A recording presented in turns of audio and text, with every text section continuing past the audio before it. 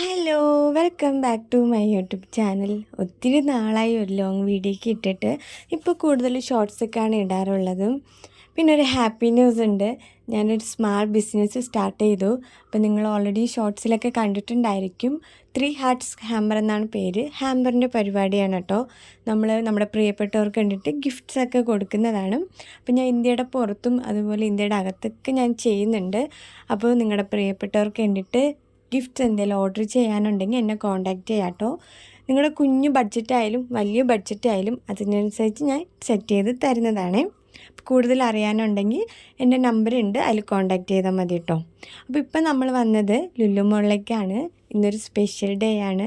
പപ്പയുടെ അമ്മയുടെയും wedding anniversary ആണ്. എനിക്ക് തോന്നുന്നു 25ാമത്തെ വെഡ്ഡിങ് ആനിവേഴ്സറി ആണ്. അവിടെ ലൈഫിൽ അവർ ഇതുവരെ ആഘോഷിച്ചിട്ടില്ല. അതിന് കാരണം രണ്ടുപേരും 2 സ്ഥലത്തായിരുന്നു. പപ്പ പുറത്തായിരുന്നു. ഇപ്പം അവർ രണ്ടുപേരും ഒരുമിച്ച് ഞങ്ങളോടൊപ്പം ഉണ്ട്. അതുപോലെ ചേച്ചിമാരും പുറത്തായിരുന്നു, 2 ചേച്ചിമാരും. അപ്പം ചേച്ചിമാരും ഇപ്പോൾ ഇവിടെ ഉണ്ട്. അപ്പോൾ ഞങ്ങൾ വിചാരിച്ചു എന്തായാലും ഇപ്പം എല്ലാവരും ഉണ്ട്, അവരുടെ വെഡ്ഡിങ് ആനിവേഴ്സറി നമുക്ക് ചെറിയൊരു ആഘോഷം, വലിയ കാര്യമായിട്ട് പരിപാടിയൊന്നുമില്ല, ഒരു കുഞ്ഞ് കേക്ക് മേടിച്ച് കട്ട് ചെയ്യാമെന്ന് വിചാരിച്ചു.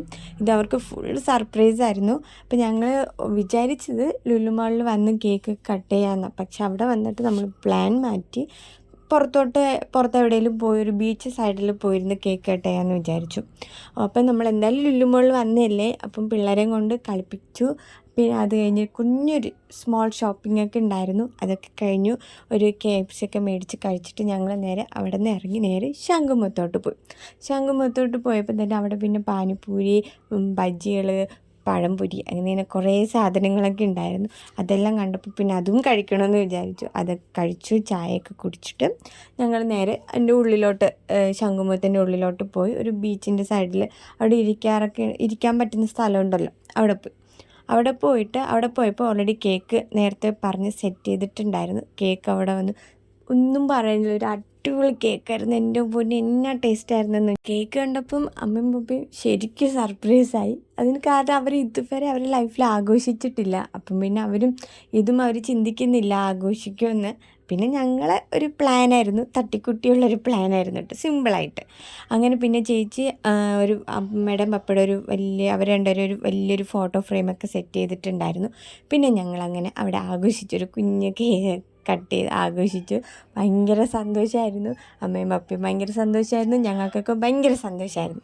അങ്ങനെ കേക്ക് കട്ട് ചെയ്തു. അപ്പം അവിടെ ഇങ്ങനെ കുറേ പേര് അവിടെ ഇരിക്കുന്നുണ്ടായിരുന്നു. അവർക്ക് എല്ലാവർക്കും കട്ട് ചെയ്ത് കൊടുത്തിട്ടോ. അവരും ഹാപ്പി, നമ്മൾ ഹാപ്പി.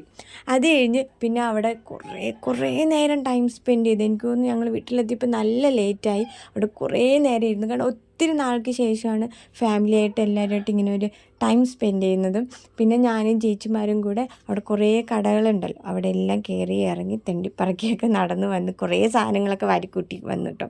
പിന്നെ ഞങ്ങൾ പോകുന്ന വഴിക്ക് ഫുഡൊക്കെ കഴിച്ച് നേരെ വീട്ടിലോട്ട് പോയി.